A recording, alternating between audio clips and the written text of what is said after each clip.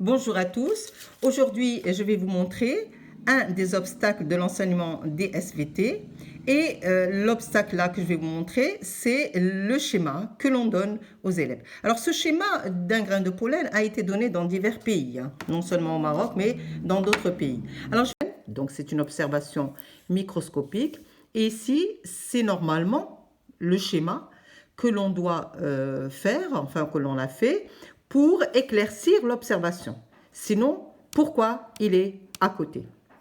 Eh bien, on va regarder que ces deux schémas ne représentent pas la même chose. Celui-là, il représente donc un grain de pollen avec ici le noyau, tout ça c'est le noyau, tout ça c'est le noyau de la cellule végétative. Et ça, c'est le noyau de la cellule reproductrice. Il y a écrit numéro 4 ici. Et lorsqu'on regarde ici le numéro 4, on remarque que ici, c'est la flèche, elle est centrée donc sur un noyau. Et ici, ce sont les limites de la cellule, mais génératrice, c'est-à-dire la cellule reproductrice. Donc, ce n'est pas la même chose. Les deux numéros ne correspondent pas.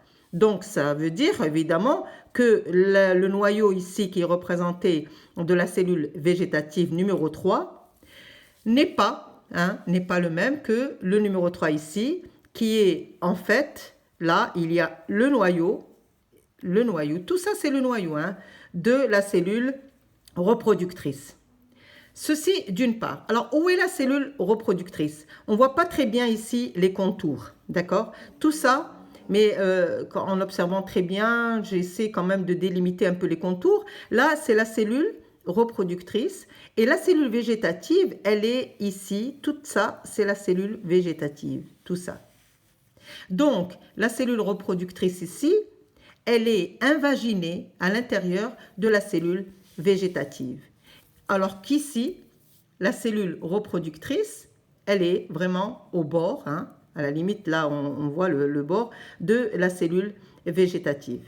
Alors ça, c'est un problème. Pourquoi? Parce que l'élève, quand vous lui présentez un document pareil, vous lui montrez une vue microscopique et vous êtes vraiment dans l'obligation de lui montrer un schéma qui représente cette vue microscopique de la structure d'un grain de pollen.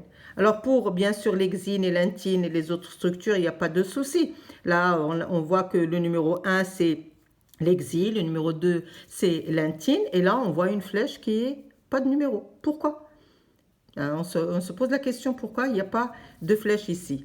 Alors, peut-être parce qu'elle n'existe pas ici. Mais de toute façon, ce n'est pas la même chose. Alors, moi, personnellement, j'aurais aimé que le schéma soit, par exemple, celui-là. Il est mieux. Là, on voit la cellule végétative, tout ça, qui englobe la cellule reproductrice. Mais le problème dans ce schéma, eh bien, c'est ici, on a tout ça, c'est le noyau. Et on peut se demander la flèche, qu'est-ce qu'elle représente? Il n'y a même pas de grossissement. Ça, c'est un des problèmes. Et là, c'est le noyau. Là, en fait, c'est le noyau de la cellule végétative. Alors, un schéma pareil est un obstacle à l'enseignement. Parce qu'à qui on donne ces documents? Eh bien, à nos élèves, tout simplement. Et nos élèves, pour la première fois, ils voient un grain de pollen comme ceci, un grain de pollen comme ceci, et le schéma comme cela, eh bien, ils auront beau essayer de comprendre, je ne pense pas qu'ils y arriveront.